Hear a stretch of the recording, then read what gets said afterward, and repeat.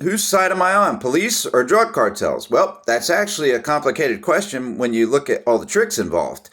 I'm on the side of God's 10 Commandments. I support improving police and teaching police the 10 Commandments.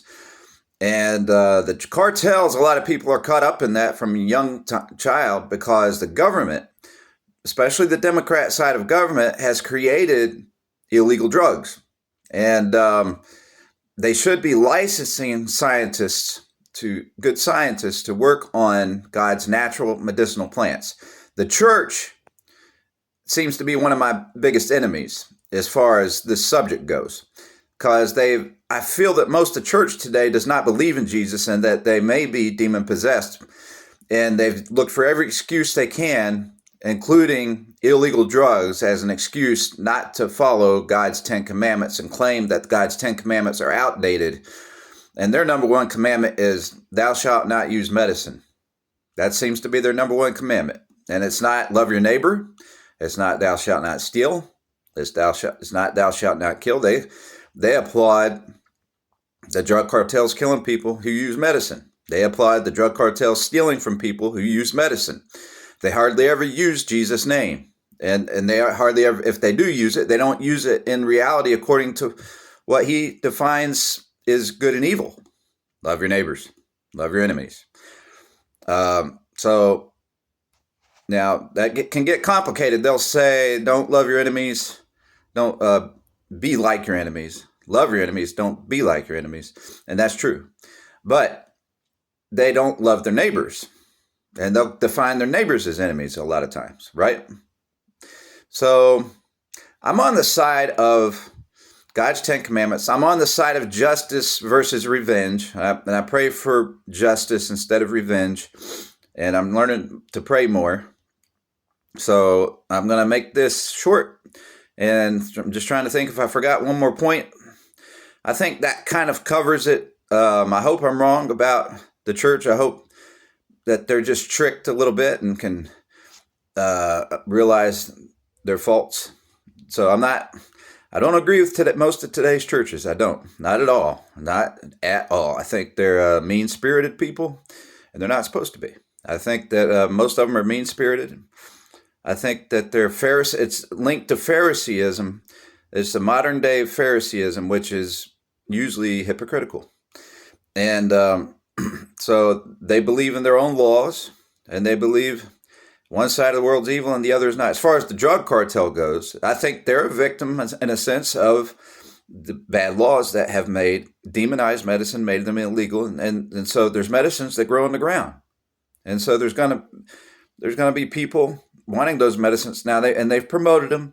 There's a lot of evil people involved in the drug cartels, and there's a lot of thieves that are attracted to the dealing groups, and they don't really deal. They're more like predators who, poison drugs in ways that are too strong, and then they ambush somebody and they'll let them live, but they try to make slaves out of them, or they don't care about their neighbors whatsoever.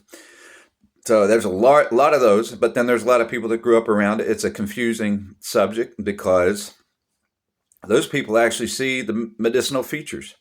They say the medicinal features, but then they play tricks with it. So anyhow, let's see. I'm landing on a side where I'm going to say that I disagree with most of the modern day church, and the Christian church, that is. I don't think that I can't say for sure. I suspect that most are not even Christian, and they may be demon possessed or just straight hypocrites or Pharisees who don't know the error of their way. And they think that, drugs are of the devil. I think, and I know God created medicine. So, and the problem is we've put medicine into the hands of thieves and killers at this point. It is that. So I definitely support the police protecting us from the 10 Commandments, helping at car wrecks, and having a separate force to, regulate the drugs and all that stuff. I think what the church has helped the government do, this evil side of government do, is excuse stealing people's property stealing their rights and everything else over using a medicine.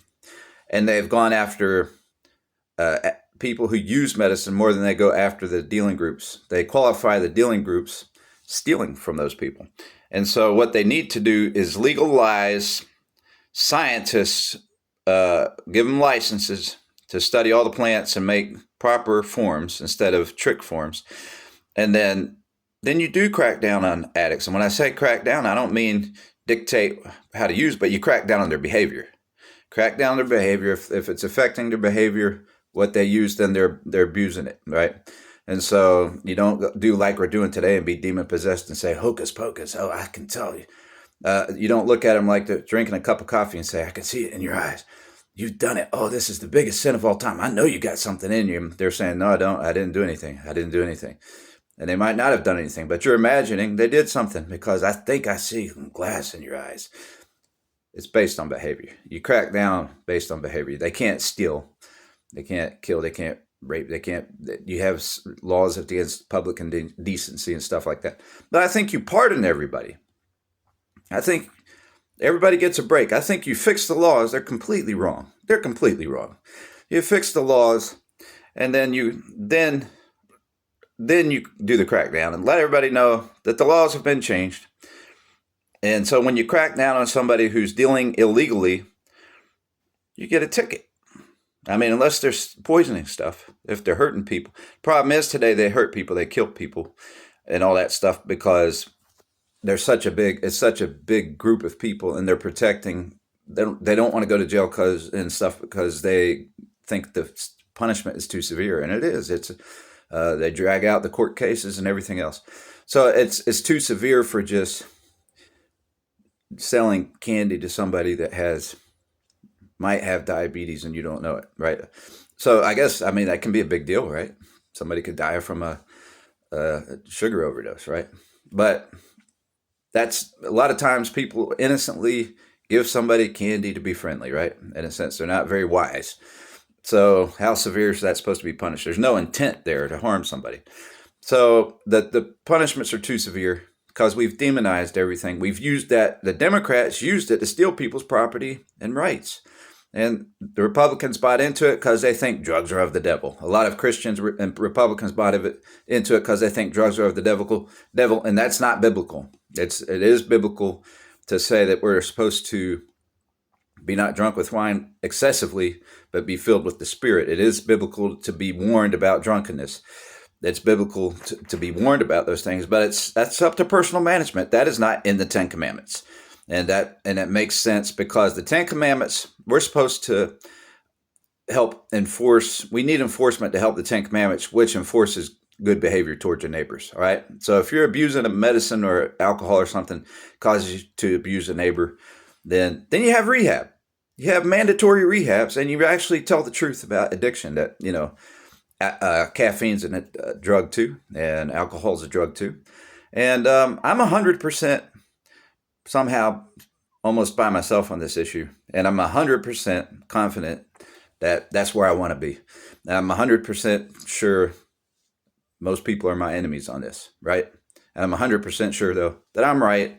And most people are going to hell because they've rejected Christ. They've rejected his 10 commandments to support their fantasy, and that they are. It's kind of like it's kind of like feminists that pretend like they're asexual and they make fun of everybody else for having a sex drive that God gave them. And then they love to pick on that just to make themselves feel good. But the truth is they're picking on their superiority of having control of their sex drive. They're picking on sex by making fun of sex and stuff and shaming people and all that kind of stuff, making a god out of themselves. And then the truth is they're still harping on sex. And so that's a problem. You just get married. Get married. That's all there is to it. God did give us a sex drive. God did give us imperfect bodies and pain and all that. And he did make medicine to help with those things. He gave us the ability to be depressed and to cope with it. And he also gave us medicine to help cope with it. So he gives us prayer. He gives us hope, joy. So we have this competitive perfectionism that says, you should never need medicine. You should be able to always be happy and joyful. Well, I mean, there's extreme pain out there that people cope with, and God, of course, Jesus didn't use medicine on the cross, but he didn't. He hasn't really preached a sermon about. I don't see. I don't know where they're coming up with this stuff. It's not. Medicine's temporary, technically. Now, if you get addiction, could be. You can get addicted to stuff. The Bible does deal with that. It talks about that and the dangers, and it says take care of your temple. You don't want to get addicted because you want to take care of your body. You don't want to change your metabolism. But as far as the sin goes, the sin is it's our what breaks our relationship with God, right? So I'm not going to get into all the debate, the psychology of that. There's reasons to take care of your body, and that's it. But as far as sometimes medicine helps you calm an uncontrolled temper, helps you stay awake at the wheel. And by all means, if you can stay off it, do so, because it'll make you stronger physically. But and it may save you some time and clarity the next 2 days and being sharp with your memory if you have to take tests. But it is not the unpardonable sin. I can guarantee you that. It's not even a sin to use it for those things that can help you. It can be a sin to get stuck on it. Yeah, it can be that. It can be a sin to worship it more than the Creator. If it came down to God coming to you and saying, it's either me or the medicine, and you choose the medicine over him, then you sinned, right? But that's personal. That's not for that's not for the police to decide. You have to decide that. That's a relationship between you and God. So they've tried to be a dictator. The church believes in being a dictator on all these things. And then they're hypocritical because they approve coffee. And coffee does the same thing. It takes your mind off God. It does. Now, you can choose God over Allah. You can be on coffee and say, no, I don't want Allah. I want Jesus.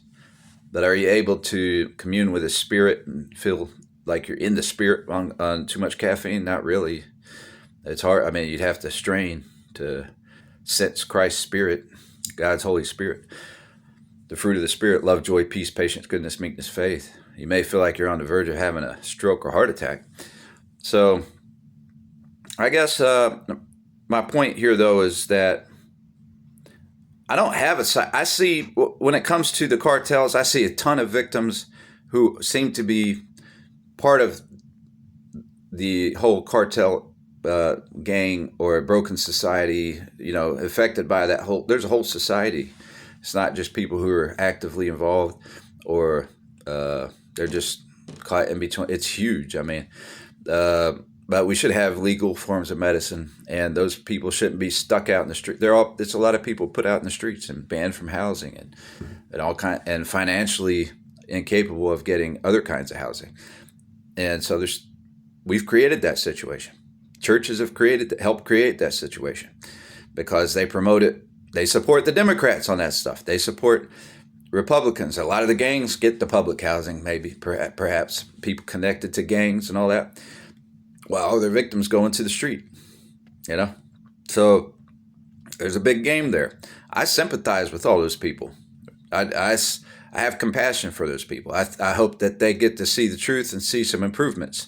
And so I have probably more people I feel friendly with or a bond with out there than I do in churches, right? I don't feel too many bonds with a lot of church folks in a lot of ways, except for history.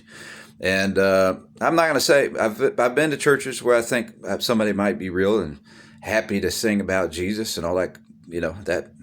So I'm happy. I'm thinking about how to apply Jesus every day. But anyhow, I don't really know. I don't have time to go into it anymore. But I just why I brought this angle. I don't want to explain my angle here. This is one angle of something we've overlooked, so that's why I'm talking this angle. I have a lot of other feelings, a lot of other interests, a lot of biblical stuff. I believe in evangelism. I think we've blocked evangelism from this whole sector of society, and I think the church is supposed to be evangelizing to everyone, and they've just blocked anybody off who's involved in the drug cartels, products, accepting their products and all that kind of stuff. And the government's played a trick The starting Democrats did it a long time ago. They made drugs illegal, dumped them on black neighborhoods, actually, on purpose. I believe that. And I've studied some of the history. I won't go into that. In 1915, when they did prohibition and everything, it demonized medicine, and then so there's all kinds of tricks. I would call it white drug cartel tricks, such as once an addict, always an addict. Claiming people spend all their money on drugs. That's a trick. If they did, they'd die. They'd die in the first $30 of overdose. But they have people out there who intercept and steal, overcharge, give fake drugs and all that. And that's where people lose their money. They have people get their money when they give them something too strong. They don't know what they're doing. They take all their money. And everybody believes, oh, they spent all their money on drugs. Well, sure. They didn't want a bicycle. They don't want to have a wallet. They don't want to have their own ID. They don't want to have anything. And all that stuff is capable of buying drugs. No, it isn't. People are mean and take that stuff. And so that's what the real deal is. And that's what churches support. And that's against the Ten Commandments. So I'll just stop with that. It's ridiculous. I think people are going to hell. I think most churches today, if they believe what they say about the drugs and everything, they're going to hell. They don't believe in Jesus. They believe drugs, medicine is of the devil. It's not of the devil. It's something you be careful with. You have to, and stay away from. Abstinence is right. You teach all that stuff. But you're full of baloney, calling it the unpardonable sin. The unpardonable sin is rejecting Christ. So it's not even sexual immorality. It's rejecting Christ. Sexual immorality is forgivable. Everything's forgivable except for rejecting Christ. And you're sitting there teaching a false gospel of sobriety and perfectionism. That's all Pharisee stuff. It's like modern day Phariseeism. And so we have a ton of that based in competition. The Bible doesn't teach competition. So we have a good free market system, but that competition has just it's divided perfectionists from middle of the road people who aren't that bad as far as performance behavior, but they've been counted out. And that's not biblical. And I'll end right there.